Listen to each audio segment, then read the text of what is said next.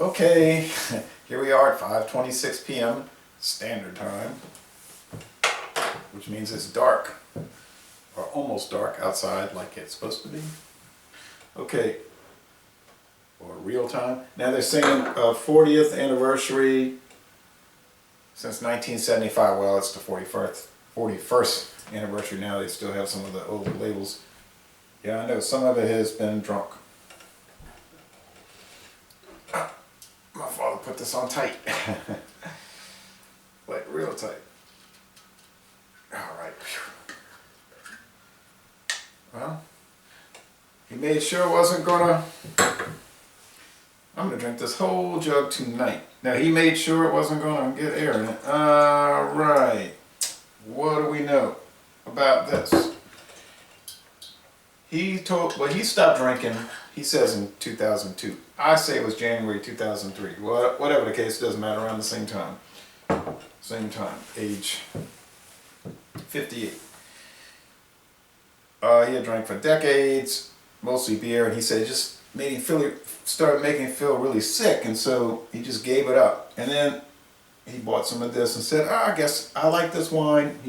He was spying on him at Mass, and he saw that they were using this for the sacramental wine, and he said he went and he bought it, and he liked it. It was no argument about the taste or anything. He enjoyed it, but he said it just started making him feel bad again.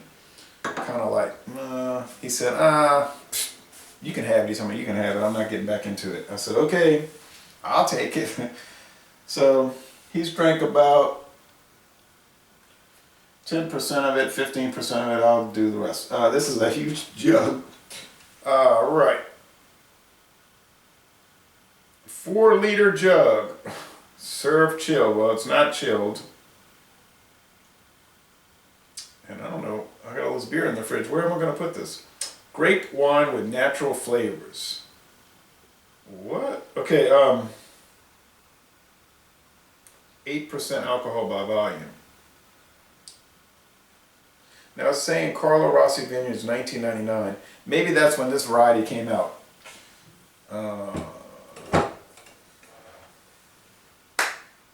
1953, they said he started working for Ernest and Julio Gallo company as a salesman. Charles Carlo Rossi. 1962, they came out with Red Mountain wine. Carlo Rossi Red Mountain. It wasn't a jug wine, it was just Carlo Rossi Red Mountain. And then they decided to make these jug wines. They even said on their website they don't know why they put it in a jug, or why this was like, there's different theories about it. But that's really when the Carlo Rossi brand took off. Still Ernest and Julio Gallo. It says Carlo Rossi Vineyards, but it's, you know, like Blue Moon. It's not a real company. That's red. I don't know. I have a little problem with wine with natural flavors added. So,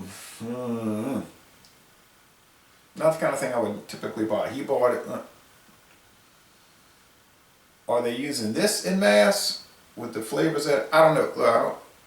I was reading about the different types of wines that can be used for Catholic Mass, and they were talking about how over the years they had different canon law had been changed, and they said they could use brandy or sherry and all this stuff. So I don't know. I'm not a theological expert. I'm definitely not an expert in canon law.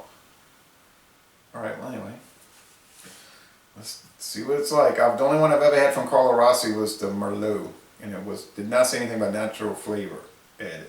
Got some alcohol legs right there. Only 8%, that's pretty low. That Paul Masson Madeira was 18%. My father, he came over here today and he was like, oh, you can really smell the alcohol in this, woo. I said, try that the Christian Brothers brandy. And he was like, well, it doesn't really smell too alcoholic, even though it's more than twice as much. It's pretty grapey. It's fruity, but it's more like grape skin than like sweet, cheap red wine, honestly. Yes, this is the first video review for this wine in the world. There is a video on YouTube, but it looked like it was produced by the company. It was like a promotional.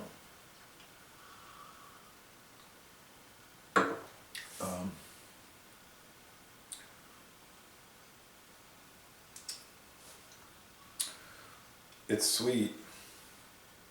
Well, they say on their website that's their big thing. It's like all their wines, red wine, fruit wine, red wine, white wine, it's all fruit forward is what I was trying to say. Fruit forward. Yeah, so it's like the grape skins, the dark grape skins, and then I guess you say some kind of flavors. Like, you know those like Bud Light Lime Arita type things, or like Strawberryta. They say they're working on for next year a Grape Arita. It's kind of like that. Now I know the Strawberryta, the Lime Arita especially is really popular. I don't like them though. This one, it's okay. I gotta drink this whole jug. I'll do it, but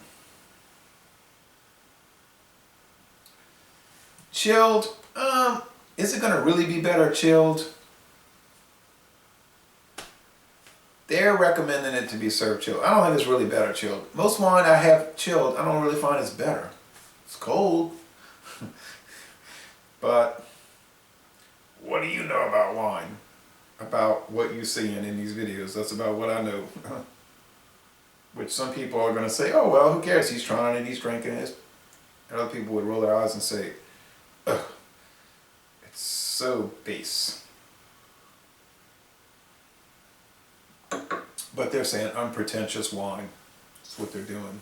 That's kind of like my approach with these videos. I've done mostly the dessert wines and the sherries. Okay, so forget the sherries, that's a whole different ballgame, but the port from Taylor and Fairbanks, which is also Ernest and Julio Gallo, Fairbanks. The Sheffield, oh no, never mind, that was sherry. The Paul Masson Madeira, they seem like they're better, a little better quality. So this is alright, but if you want a value priced wine, and like I say, I've been sticking with the Taylor port and the Fairbanks port and this Paul Masson Madeira and all that. Those seem like they're a little better. I mean, it costs a little more per ounce and they're better. So, but if you're on a real big budget, like a real serious budget, you're on a tight budget. What am I saying? A tight budget. This might work. It's okay. I don't grade wines. I don't give them a rating, score. But I mean, you understand what that means, right? It's okay. It's all right. It's not bad. It doesn't taste bad.